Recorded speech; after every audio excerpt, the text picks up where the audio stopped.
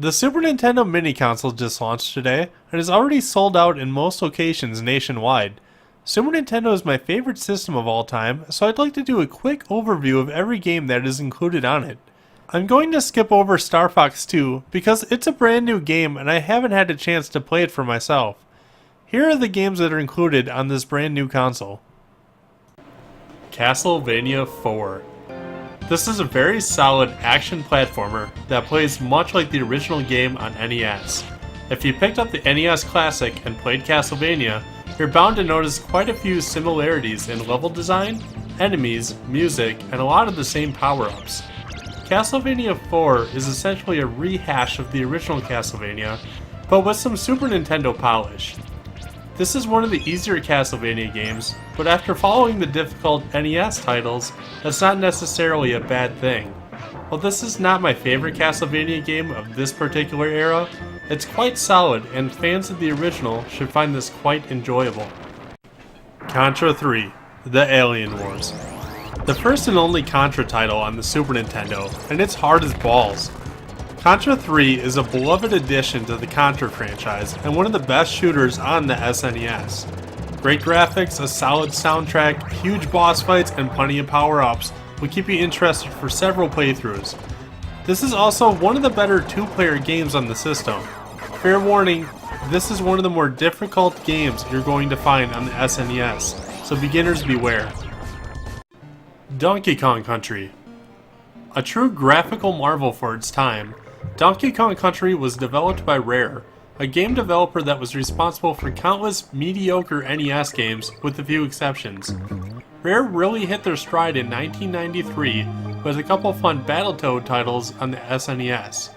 In 1994, they released a true masterpiece, Donkey Kong Country. Donkey Kong was a huge arcade hit in the 80s and had several spin-off titles over the years, but this would be his first entry into the platforming era. Donkey Kong Country set the standards on what every platformer should be.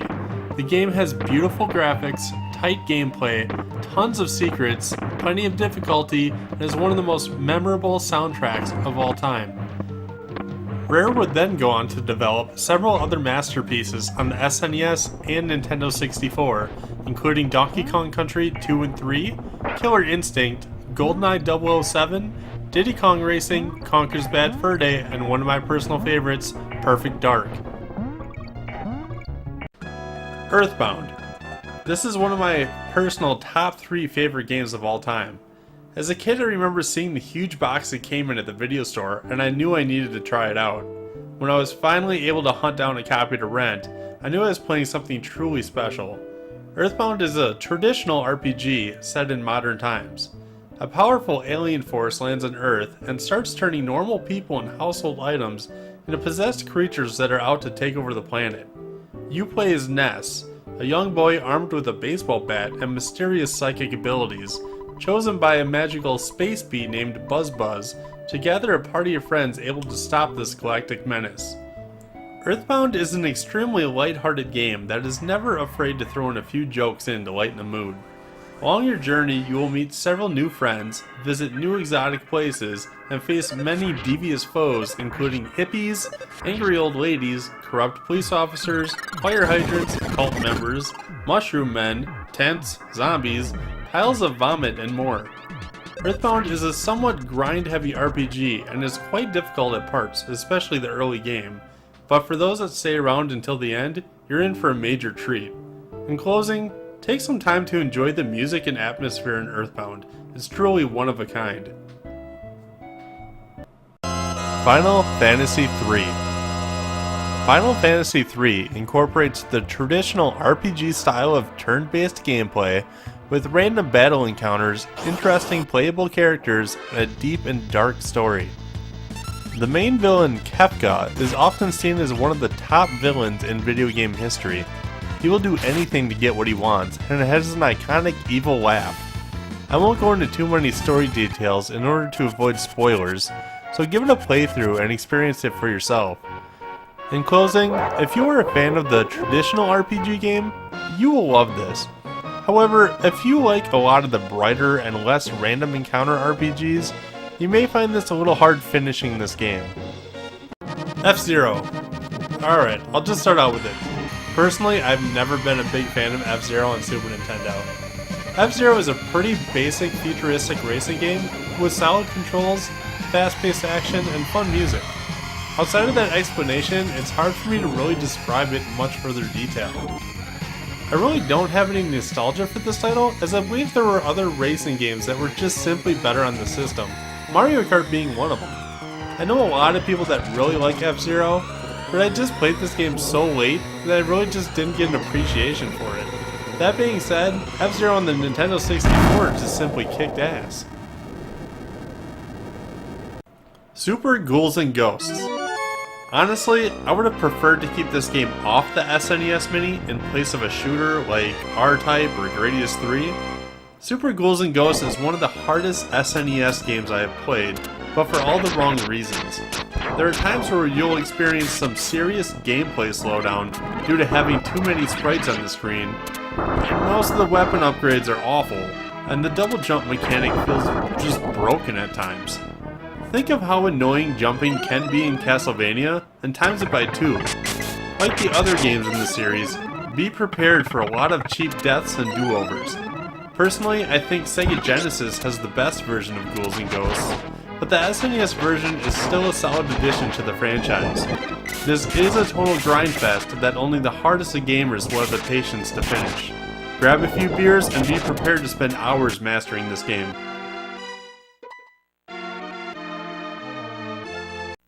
Kirby's Dream Course.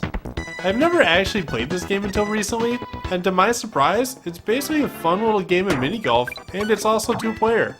This might be the best golfing type game I've ever played. It feels like a top-down version of Mario Golf, but in a less traditional style of play. There are all sorts of different shots you can pull off, and Kirby's armed with several different power-ups that you can use on the fly. I obviously haven't mastered the game, but after a round or two of practice, I was able to start getting a hang of the gameplay. I don't believe this title got a lot of attention when it was released, but after playing it, I'm glad it was included on the Classic. This pretty much proves you can do anything with the Kirby franchise. Kirby Superstar. Kirby Superstar is my favorite Kirby game. You actually receive 9 games for the price of 1. These games range in style from a new Kirby's Adventure to full-on mini-games. I have poured so many hours into Kirby Superstar, and I am yet to get 100% complete. I could spend time explaining everything there is to know about this game, but I'll just tell you about my favorite mode, the Milky Way Wishes. In this mode, you are unable to do the traditional ability-stealing Kirby techniques. Instead, you must unlock new abilities hidden throughout the game. Think of it like finding Dr. Light for armor upgrades in Mega Man X. This forces the player to either hunt for every secret passage and room, or to beat the game using untraditional abilities. The music is great, the minigames are fun, and the boss fights are a treat. If you're a fan of Kirby, you're gonna fall in love with this game. Super Mario Kart. A game that redefined the racing genre with its fast gameplay, new drifting mechanics, power-ups, tricky shortcuts, and an amazing soundtrack. Super Mario Kart is fun for the newbiest of noobs or the proest of pros. This game is still popular within the speedrunning community due to how well it holds up today.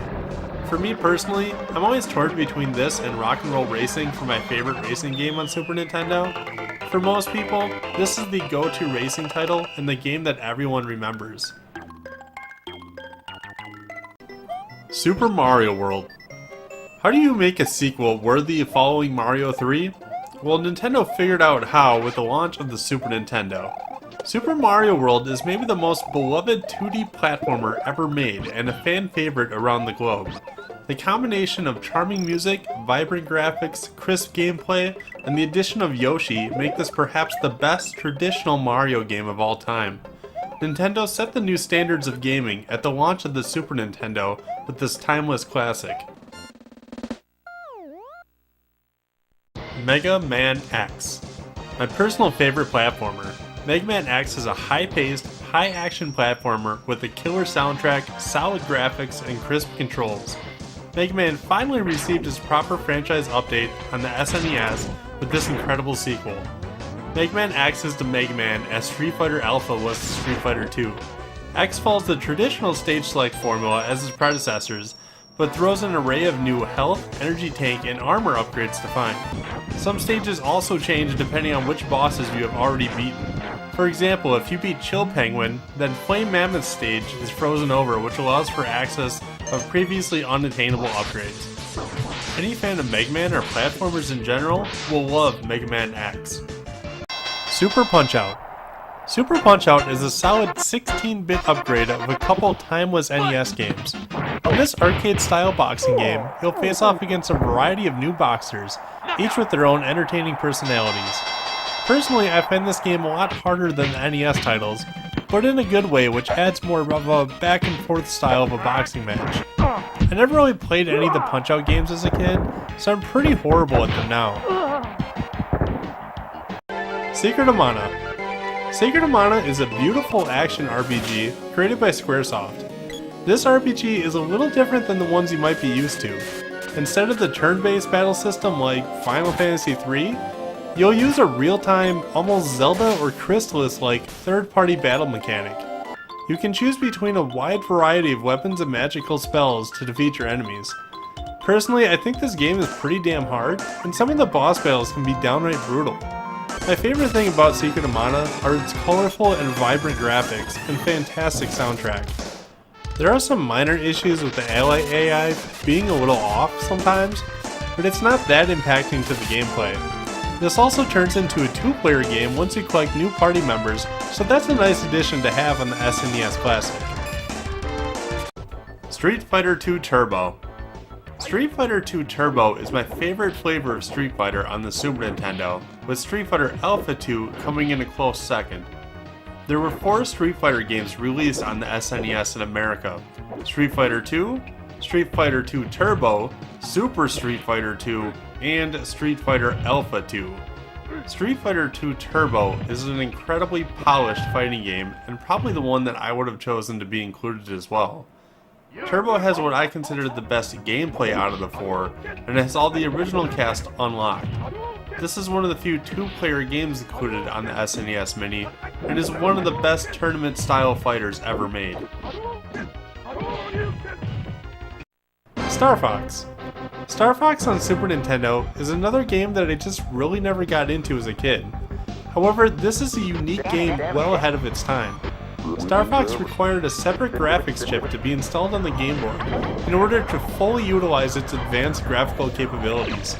This is a full 3D rail shooter that can take a little while to fully master. One thing that always stood out to me were the advertisements for this game. It was just so different to see the characters in the 3D forms at the time. As for the game itself, I don't think it has aged quite that well over the years.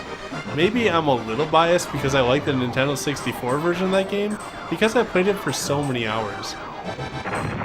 Super Mario RPG: Legend of the Seven Stars. You know how I've mentioned my top 3 favorite games? Well, for me, it's always hard to pick between this and Earthbound as my number 2. Mario RPG is the love child between the best minds at both Squaresoft and Nintendo.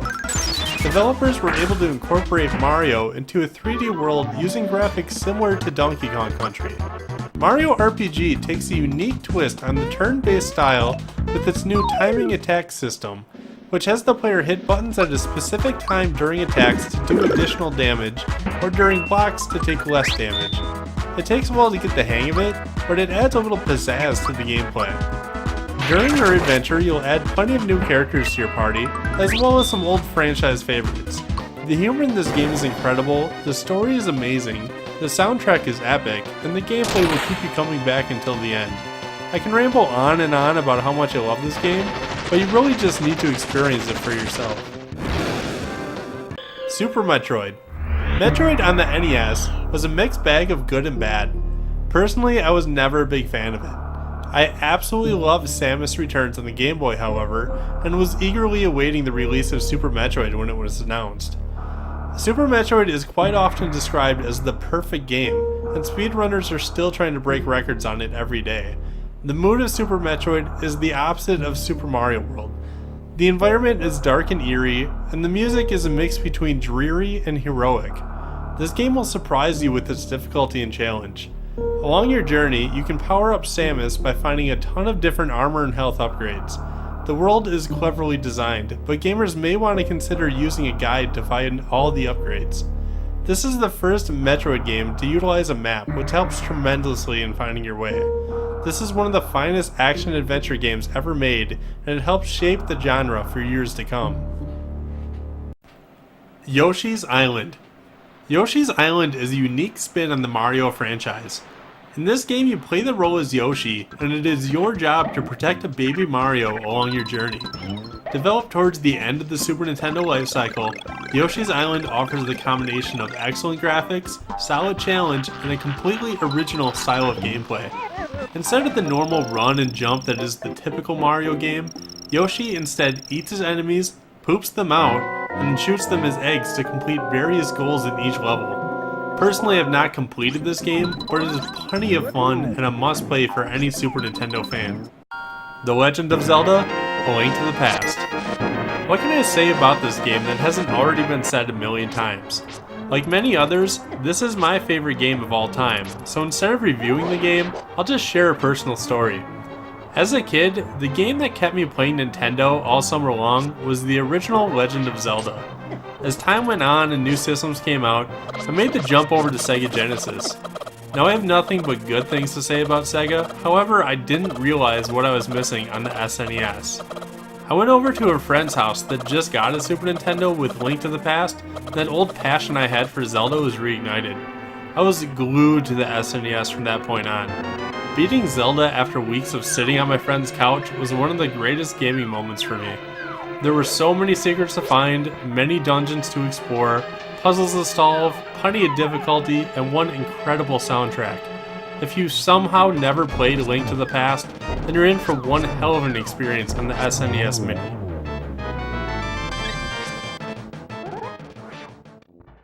That concludes the list of the 21 games that will come pre-installed on the SNES Classic, but there are still quite a few great games that were left off that I wish would have been included.